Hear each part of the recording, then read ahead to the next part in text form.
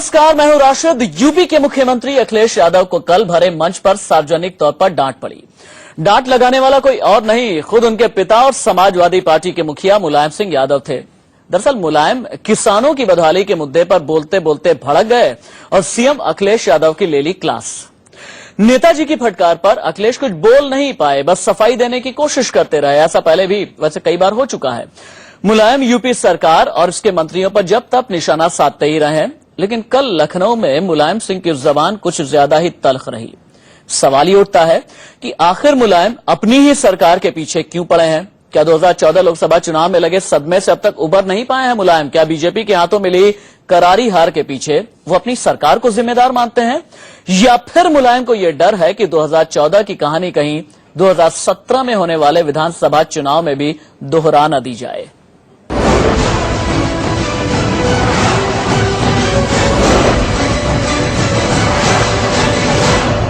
जब कोई गहरी आपदा में किसान का नुकसान होता है तो दिल्ली सरकार को देना पड़ता मुआवजा। ये दिल्ली सरकार ने अभी तक शायद दिया नहीं किया। वो बातों में लगे मुख्यमंत्री को चल आ गए हैं बात करने। नेताजी, अध्यक्ष जी, सुपर सीएम जी और पापा जी गुस्सा हो गए बेटा जी पर। मैंने इनको 20 बार कहा, कई बार का मुझे लिख के दो। भरे मंच पर पार्टी कार्यकर्ताओं की भीड़ के सामने मुलायम सिंह यादव ने जिस तरह बेटे और यूपी के सीएम अखिलेश यादव को फटकारा, चारों तरफ सन्नाटा पसर गया। जनेश्वर मिश्रा जयंती कार्यक्रम में मुलायम पार्टी कार्यकर्ताओं को समाजवाद का पाठ पढ़ा रहे थे। इसी दौरान प्रदेश में बाढ़ पीड़ित किसानों का जिक्र आ गया, लेकिन अखिलेश मंच पर बातचीत में मशगूल थे। ये देखकर नेताजी तैश में आ गए और वहीं से अखिलेश को डपट दिया। देखिए ये पूरा वाकया। जब कोई गहरी आपदा में किसान का नुकसान होता है तो दिल्ली सरकार को देना पड़ता मुआवजा।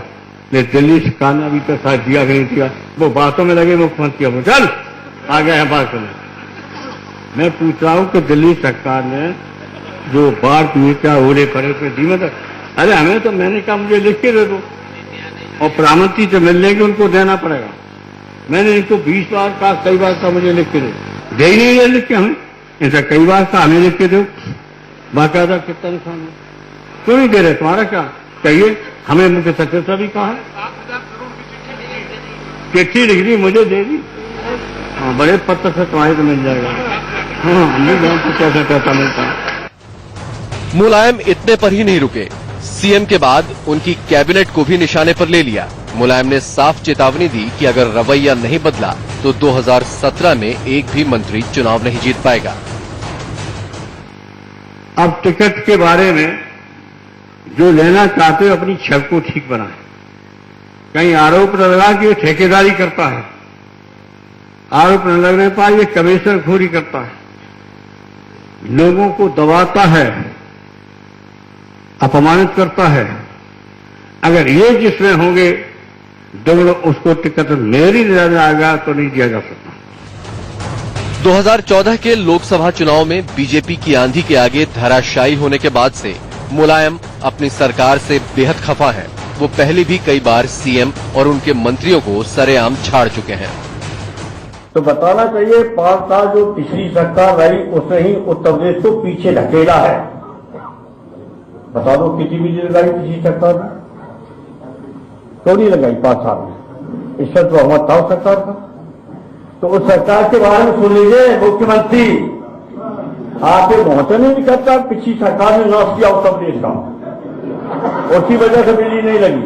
अपने विभाग को तेजी से चलाइए और चापूसी में मत फंसिए। चापूसी पसंद लोग हमेशा धोखा खाते हैं, वो उनकी कभी इमेज अच्छी नहीं बनती है, जो चापूस पसंद होते हैं। इस तरह की पार्टी नहीं चल पाएगी। पार्टी तो चलेगी, इस तरह की गुंडाई नहीं चल पाएगी समाजवादी पार्टी में। आज मैं कह रहा हूं, जिस दिन अखबार पढ़ूंगा तो फला जगह गुंडाई हुई है, उसको पार्टी से मैं सीधा निकालूंगा। लेकिन इस बार तल्खियां कुछ ज्यादा जाहिर हो गईं। विरोधी कह रहे हैं कि नेताजी को 2017 में भी हार का डर सता रहा है। सपा के मुखिया को ये मालूम है कि जब उत्तर प्रदेश में जो आने वाला विधानसभा का आम चुनाव है उनकी करारी हार होने वाली है, तो वो अपने एकदम झटका ना लगे सपा के लोगों को, उन्होंने पहले हार मान लिया है, इसलिए वो पहले बोल रहे कि कोई जीत के आने वाला नहीं है और वो काफी बहुत ज्यादा फ्रस्ट्रेटेड भी हैं। बीजेपी की दलील है कि उत्तर प्रदेश में चल रहे जंगल राज से ध्यान भटकाने के लिए ये पूरा ड्रामा किया जा रहा है। सरकार का फेल्योर है, उससे जनता का ध्यान हटाने के लिए बार बार इस तरह की बातें, कोई नसीहत पहली बार नहीं दे रहे हैं। मुझे ऐसा लगता है कि 3 साल में 10वीं बार तो आदरणीय मुलायम सिंह यादव जी ने अपने मंत्रियों को, अपने कार्यकर्ताओं को इस तरह की नसीहतें दी होंगी। सवाल उठता है कि आखिर ऐसी क्या वजह है कि मुलायम सिंह अपनी ही सरकार और सीएम की कुर्सी पर बैठे अपने ही बेटे की पगड़ी जब तब उछालते रहते हैं। क्या 2014 का सदमा वो अब तक भुला नहीं पाए हैं, या फिर वाकई 2017 को लेकर उन्हें बुरे सपने आने लगे हैं? लखनऊ से शिव प्रताप सिंह और विपिन चौबे के साथ ब्यूरो रिपोर्ट, इंडिया न्यूज। देखिए, हाँ, एक बात मैं बहुत साफ कह देना चाहूंगा कि एक पिता अगर अपने बेटे को डांटे तो वो खबर नहीं है, लेकिन एक पार्टी सुप्रीमो अगर एक प्रदेश के मुख्यमंत्री को डांटे, प्रदेश के मुख्यमंत्री को लेकर के कई प्रोटोकॉल होता है। एक पिता को बेटे को डांटना है, घर के अंदर जाकर के चारदीवारी के अंदर भी डांट ले, लेकिन सपा सुप्रीमो ने उत्तर प्रदेश के मुख्यमंत्री को भरे मंच से डांट लगाई। बहरहाल मेरे साथ 3 मेहमान मौजूद हैं इस वक्त इस डिस्कशन में। नावेद सिद्दीकी, आप स्पोक्स पर्सन हैं समाजवादी पार्टी के, आईपी सिंह हैं, आप प्रवक्ता हैं यूपी बीजेपी के, वरिष्ठ पत्रकार विनोद अग्निहोत्री भी हमारे साथ में मौजूद हैं। मेरा पहला सवाल नावेद सिद्दीकी से होगा। नावेद, भरे मंच से नेताजी ने अखिलेश यादव को नसीहत दे डाली, आखिरकार क्यों? इतने नाराज क्यों हैं कि भरे मंच से ही डांट दिया अखिलेश यादव को? राशिद भाई, ऐसा है कि समाजवादी पार्टी का जो एक वृक्ष है, जो एक पेड़ है, जो एक फलदार पेड़ है, एक सायेदार पेड़ है, जो इतना घना वृक्ष हो चुका है आज, तो ये वृक्ष, ये पौधा लगाया है किसने? आदरणीय नेताजी ने ही ये पौधा लगाया था, समाजवादी, जो आज वृक्ष बन के तैयार हुआ है।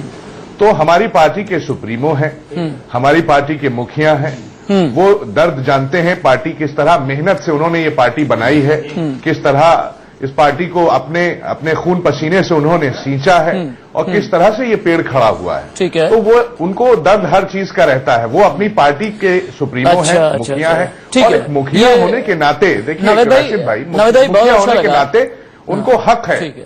नावेद भाई, बहुत अच्छा लगा। उनको हक है कि वो अपनी पार्टी को अच्छा कर सके। जी नावेद भाई, बड़ी मैं तारीफ करूंगा, बड़ा अप्रिशिएट आपको करूंगा कि आपने ये कहा कि नेताजी को दर्द है और इसी वजह से उन्होंने डांटा। ये दर्द क्या यूपी सरकार से है? अगर है तो आखिरकार क्यों है? फिर नैतिकता का तकाजा क्या कहता है? अगर नेताजी को अखिलेश यादव की सरकार को लेकर के दर्द है, इस दर्द के पीछे वजह क्या है? इन सवालों का जवाब क्या है आपके पास? दर्द मैंने नहीं कहा है, मैंने ये कहा कि आपने कहा है सर, चाहते हैं ना नावेद भाई, आपने कहा है नेताजी ने जो पौधा, नहीं आप सुनिए मेरी बात, आप बीच में बोल रहे थे तो मेरी बात थोड़ा सा डिस्टर्ब हो गई होगी, थोड़ा सा कम्युनिकेशन। आप सुनिए मैं क्या कह रहा हूं, मैं अभी आपके चैनल पे बैठा हूं, बात कर रहा हूं। नेताजी ने जो पेड़ लगाया है तो वो हमारी पार्टी के मुखिया है, उनको पूरा हक है कि अपनी पार्टी के लिए वो बात करें, पार्टी को किस तरह से और अच्छे रास्ते पर ले जाएं। अगर पार्टी सही कैसे चल रही है उसकी देखरेख करना, उसको समझाना, पार्टी के एक एक कार्यकर्ता को समझाना कि पार्टी को अच्छे से आगे चलाना है। फिर देखिए हमारे मुखिया हैं और हम सब उनकी बात मानते हैं। रही बात, ये नेताजी ने पहली बार ऐसा नहीं कहा है। अगर नेताजी कोई गड़बड़ी बात होती तो वो मीडिया के सामने कभी इस तरह की बात ना करते। और भी नेताजी हमारे दिल के साफ हैं। 2012 से लेकर के रह करके ये दर्द छलक करके आ ही जाता है नेताजी का। नावेद भाई, आप अपनी बात पूरी करेंगे, और भी मौका दूंगा मैं, और भी कई वरिष्ठ लोग भी बैठे हुए हैं, उनके पास भी हम चलते हैं। आपने राशिद भाई जी आपने कहा, अभी एक चीज आपने जिक्र और किया कि 14 की हार के करारी हार जो हुई है उससे धराशाही होकर उन्होंने ये बात कही। तो मैं आपको ये बता दूं और ये फैक्ट आपके सामने लाऊं कि 14 के बाद नेताजी ने ऐसा नहीं कहा है। नेताजी ने कई बार सरकार बनने के बाद भी जब वो स्पीच देने आए, ये बात तो ठीक है, सरकार बनने के बाद करना है, जो किस तरह से काम करना रही है उसका देखिए 3 बार मुख्यमंत्री रह चुके हैं, 3 बार माननीय मुख्यमंत्री रह चुके हैं। उनको प्रदेश चलाने के बारे में सब मालूम है, कैसे चलाया जाता है। नवेद भाई ठीक है, आपने पॉइंट रख लिया। नवेद भाई ठीक है। विनोद जी एक बात ये समझाइएगा, विनोद जी एक बात ये समझाइएगा, नेताजी ने एक बात कही है, मुलायम सिंह यादव ने एक बात ये कही है कि कोई भी मंत्री जीत करके नहीं आने वाला, ये डर उन्हें सता रहा है। मेरा सवाल यह है, जंबो कैबिनेट है अखिलेश यादव की, 25 कैबिनेट मिनिस्टर हैं, 25 स्टेट मिनिस्टर हैं, 5 मिनिस्टर ऑफ स्टेट हैं, इंडिपेंडेंट चार्जेस, 55 मिनिस्टर्स हैं। क्या 55 मिनिस्टर नकारे हो सकते हैं, निकम्मे हो सकते हैं? विनोद जी, यूपी की सियासत को बहुत करीब से देखते आए आप। देखिए, पहली बात तो ये है कि जो नावेद साहब कह रहे हैं, मैं भी उससे इत्तेफाक रखता हूं कि ये पूरी समाजवादी पार्टी मुलायम सिंह यादव जी की ही मेहनत और उससे जो है फलीभूत हुई है। तो इसमें मैंने चूंकि इसका पूरा देखा है, कैसे बनी, कब बनी। मैं तो जब 90 में जनता दल से अलग हुए थे और कैसे बनाई गई थी, उस वक्त स्थिति ये थी, बाबरी मस्जिद पर गोली चलवाने की वजह से मुलायम सिंह जी से हिंदू नाराज हो गया था और वीपी सिंह का साथ छोड़ने की वजह से मुसलमान नाराज हो गया था। और उस कड़े दौर से उन्होंने पार्टी को खड़ा किया। 1993 में जब बाबरी मस्जिद टूटने के बाद भारतीय जनता पार्टी अपने पूरे एजेंडे पर, हिंदुत्व के एजेंडे पर बिल्कुल शीर्ष पर थी, तब मुलायम सिंह यादव ने बीएसपी से समझौता करके और 1993 में समाजवादी पार्टी की सरकार बनवाई थी। खैर, वो पुराना इतिहास है। तो ये तो पीड़ा उनकी बिल्कुल निश्चित रूप से है कि ये लगाया हुआ वृक्ष उनके सामने है। अगर इसको नुकसान होता है, ढहता है, तो एक पिता की पीड़ा भी है, एक संस्थापक की पीड़ा भी है।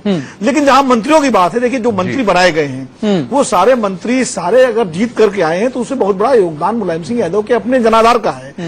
आज जो 2017 की जो तस्वीर सामने दिखाई पड़ रही है, जिस तरह की एंटी इनकम्बेंसी उत्तर प्रदेश में सरकार को लेकर के बन रही है और रोज एक नई घटना हो रही है, वो कुछ न कुछ कोई न कोई कांड हो जाता है कानून व्यवस्था को लेकर के, और वो सारी चीजें मीडिया में आती हैं, तो निश्चित रूप से मुलायम सिंह यादव को इस बात का उनको एहसास है कि मंत्रियों के कारण उनकी जो उनका अहंकार और कार्यकर्ता शिकायत लेके पहुंचते हैं। देखिए, आज भी कार्यकर्ताओं से सबसे ज्यादा अगर समाजवादी पार्टी में कोई मिलता है तो मुलायम सिंह जी ही मिलते हैं। ये एक सत्य है और यही उनकी ताकत है। तो जब शिकायत कार्यकर्ताओं की पहुंचती है कि साहब वो मंत्री काम नहीं कर रहा है, वो उस मंत्री के काम गए, उसे भगा दिया, तो उनको तकलीफ होती है और इसलिए उन्होंने मंत्रियों को चेतावनी दी है कि अपना रवैया सुधारो, वरना सारे के सारे हाल जाओगे।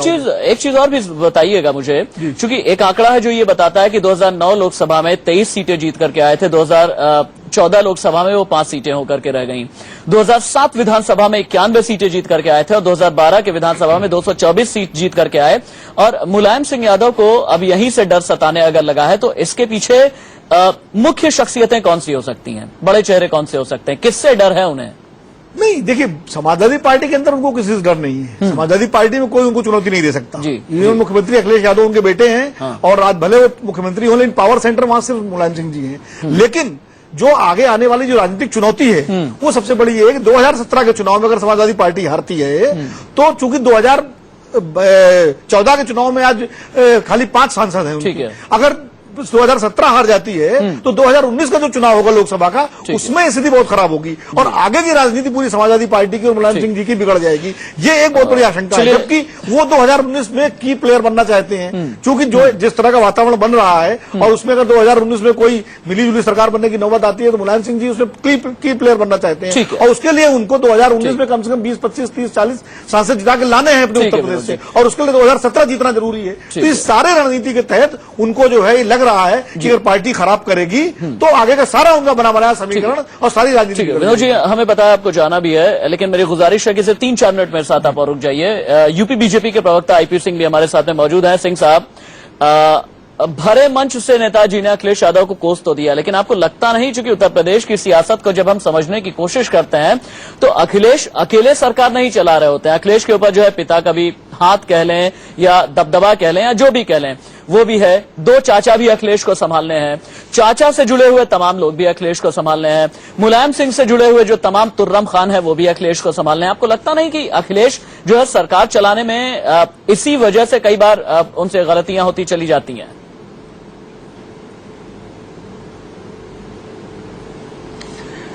बिल्कुल, उत्तर प्रदेश में बाप बेटे की सरकार है, घपले घोटाले की सरकार है। उत्तर प्रदेश को इनके मंत्री, इनके विधायक लूट रहे हैं। उत्तर प्रदेश में अराजकता का माहौल है, उत्तर प्रदेश जल रहा है। सवाल ये खड़ा होता है कि श्री अखिलेश यादव जो श्री मुलायम सिंह के सुपुत्र हैं, एक बात यहां बड़ी साफ नजर आती है, वो ये है कि रोम जल रहा था और नीरो चैन की बंसी बजा रहा था।